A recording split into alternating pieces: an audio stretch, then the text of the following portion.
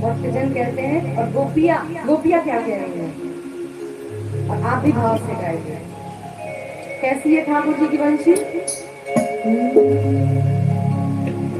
तुम्हारी वंशी बजी तो कान्हा, तुम्हारी वंशी बजी तो कान्हा, हमें तुम्हारे समीप चलाए। तुम्हारी वंशी बजी तो कान्हा, हमें तुम्हारे समीप चलाए। तुम्हारी वंशी बजी तो कान्हा, तुम्हारी वंशी बजी तो कान्हा, हमें तुम्हारे समीप लाए। नहीं है बस में ये मन हमारा, नहीं है बस में ये मन हमारा, नहीं है बस में ये मन हमारा, नहीं है बस में ये मन हमारा। न जाने कैसी लगन रही है तुम्हारी वंशी बजी तो कान्हा, हमें तुम्हारे समीप लाए।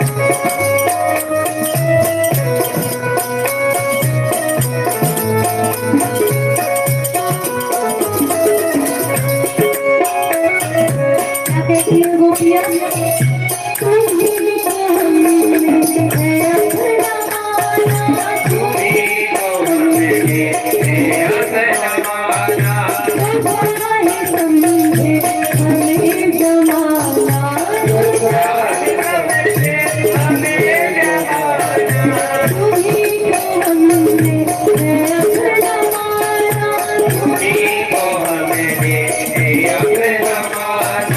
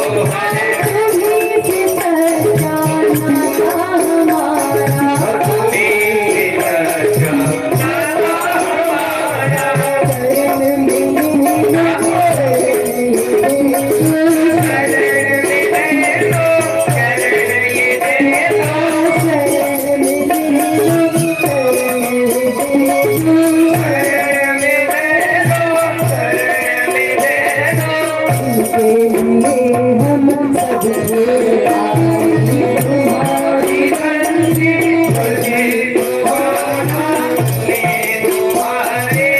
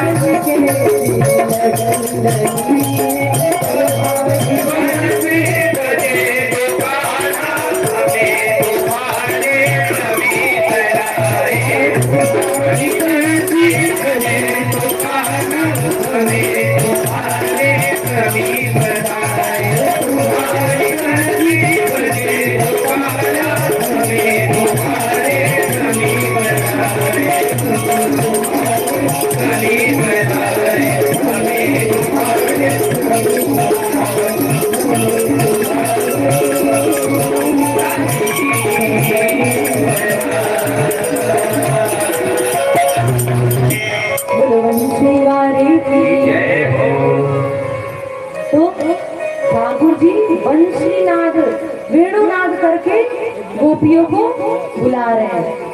और जैसे ही गोपियां आई एक एक करके, जैसे ही गोपियों को आते देखा तो ठाकुर जी ने अपनी वेणु नीचे की और ठाकुर जी क्या कहते हैं गोपियों को,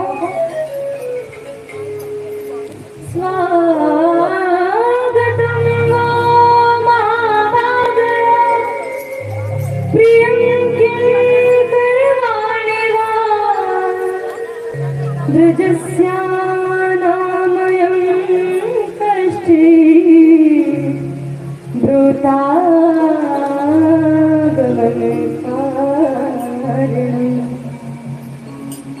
जैसे ही गोपियां आई ठाकुर ने कहा स्वागत है आइए आइए। और जैसे ही सारी गोपियां आई और ठाकुर जी पहले तो कहते हैं स्वागत है आइए आइए। और जैसे ही गोपियां निकट आई तो ठाकुर जी बोले ब्रूतागमन कारण, कैसे आना हुआ। अब भाई पहले तो किसी को निमंत्रण दे दो, वो बेचारा निमंत्रण दो ऊपर से फोन करके बुलाओ आप, और वो अपने 100 काम छोड़ करके आपके पास आए और जैसे ही आपके दरवाजे पे आओ और आप कह दो कि कैसे आना हुआ, वो कैसा लगेगा भी। ठाकुर जी ने पहले तो निमंत्रण कार्ड कब दिया था, जिसमें चीर हरण किया था, उस समय ठाकुर जी ने कहा था हम शरद पूर्णिमा के दिन आप सबके साथ रासर विहार करेंगे। और दूसरा फोन के बदले ठाकुर जी ने बंशी बजा करके बुलाया। तो ठाकुर जी बुला गए और फिर उसके बाद क्या कह रहे, ब्रूतागमन कारण, कैसे आना हुआ आप सबका। गोपियां ने कहा ठाकुर जी पहले तो खुद बुलाते हो और फिर पूछते हो कि कैसे आना हुआ। ठाकुर जी ने अच्छा आज शरद पूर्णिमा की रात्रि है ना, बोले हाँ।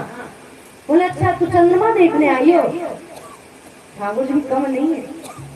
ठाकुर जी अच्छा चंद्रमा देखने आई हो, हाँ देख लो यहाँ का वातावरण देखने आई हो ना, देख लो, देख लिया ना, अब जाओ।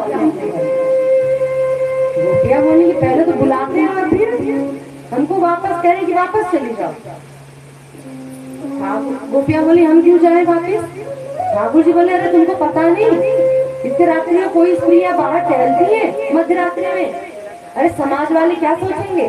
कोई स्त्री रात्रि को अकेले किसी जंगल में किसी पुरुष के साथ ऐसे रहे तो भाई बदनामी होती है। जाओ अपने अपने घर अपने पति को बच्चे को छोड़ करके आई हो, अरे तुम्हारा पातिव्रत धर्म नष्ट हो जाएगा। अपने पति को छोड़ करके दूसरे के पास आई हो तुम, अरे तुमको नहीं पता। ठाकुर जी यहाँ पे ठाकुर जी पातिव्रत धर्म का उपदेश देते हैं गोपियों को। भर्तु शुश्रूषणं स्त्रीणां परो धर्मो ययामः तद्बन्धो नाम च कल्याणं प्रजानां च अनुपोषणम् कायेन वाचा मनसेन्द्रियैर्वा। ठाकुर जी कहते हैं कि गोपियों एक ही व्रत नेमा काया वचन मन पति पद प्रेम। अरे पति को छोड़ करके किसी और के पास नहीं जाना चाहिए। एक स्त्री के लिए उसका भगवान ही पति है, उसका पति उसके लिए भगवान होता है, और तुम उस भगवान को छोड़ करके आई है दूसरे पुरुष के पास। जाओ अपने अपने घर पे। और ठाकुर जी बोले अरे तुमको नहीं पता पातिव्रत धर्म में इतना बल होता है। ठाकुर जी ने गोपियों को एक कहानी सुनाई। कहा ठाकुर जी गोपियों को सुना रहे। बोले गोपियों तुमको पता है पातिव्रत धर्म में कितना बल होता है। एक बार एक स्त्री थी, उसका पति जो था वो हवन कर रहा था और हवन करके पूरे दिन बहुत थका हुआ था और रात्रि को आया। वो पत्नी तो बड़ी पतिव्रता थी और पति रात्रि को थक हार करके आया, लेट गया, अपने पत्नी के गोद में सिर रख करके लेट गया और पत्नी अपने पति को सुलाने लगी। उसी समय उसका एक छोटा सा बालक था, वो गुटुवन गुटुवन चल करके जाने लगा जहाँ पे चूल्हा था, आग थी उस चूल्हे में, और जाने लगा वहीं पे चूल्हे के पास। तो पत्नी ने देख लिया कि मेरा बच्चा जा रहा है आग की ओर। पत्नी तो चाह रही है कि मैं उठ करके जाऊं अपने बच्चे को बचा लो, लेकिन एक और सोच रही है कि मेरे पति थक करके आए हैं, मेरे गोद में सिर रख करके सोए हैं, यदि मैं उठी तो इनकी निद्रा भंग होएगी तो मेरा पातिव्रत धर्म टूटेगा ना, मेरा कर्तव्य नहीं बनता कि अपने पति को कष्ट पहुंचाऊं, तो इससे तो मेरा पातिव्रत धर्म भी नष्ट होगा। यदि मैंने अपने बालक को नहीं बचाया तो मेरे बालक की क्षति होगी, मैं क्या करूं। तो गोपियों तुमको पता है उस स्त्री ने क्या किया, उसने ध्यान किया अग्निदेव का और कहा हे अग्निदेव, यदि मैंने मन वचन कर्म से अपने पति की निष्ठा से सेवा की है तो कृपया कर आप मेरे बालक की रक्षा कीजिए।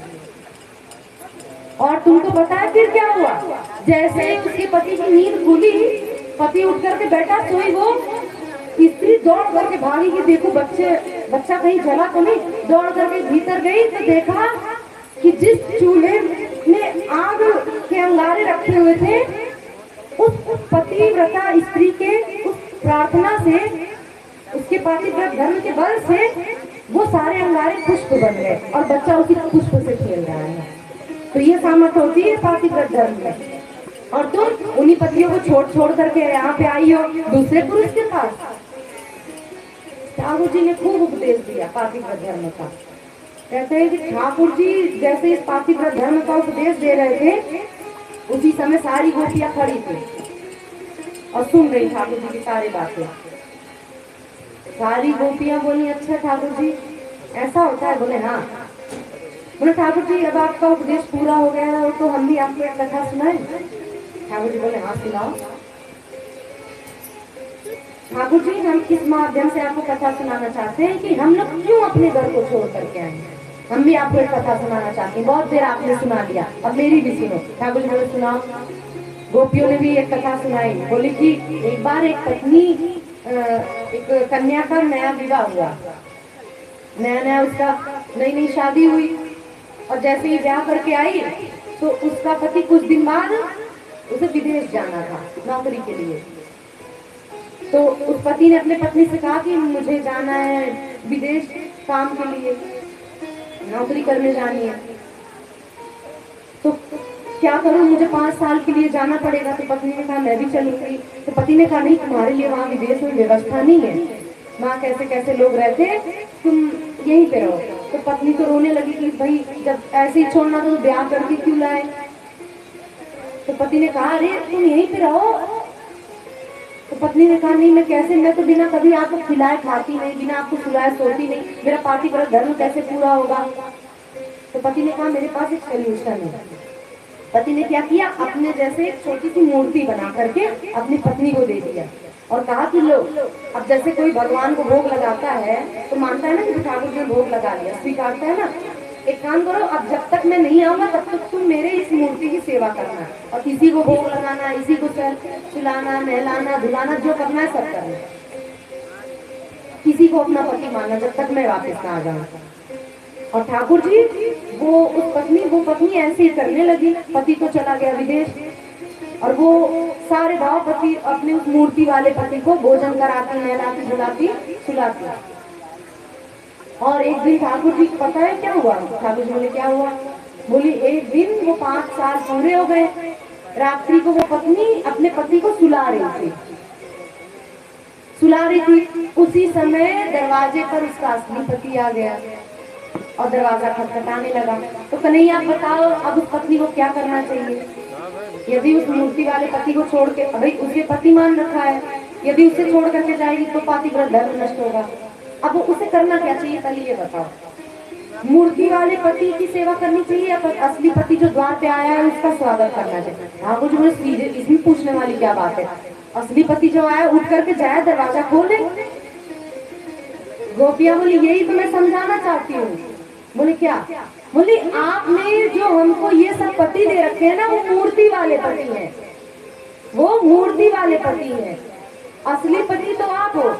आपने तो इन मूर्ति वाले पतियों को सेवा दे रखी है, लेकिन जब भाई हमारे असली पति आप आ गए हो तो हमें उन मूर्ति वाले पति को छोड़ने चाहिए ना। अरे भाई ऐसे वरने के भरे जो आज जिए कल मर जाए। मैं तो ऐसे वर को मैं वरू जासो चुड़लो मर जाए। अरे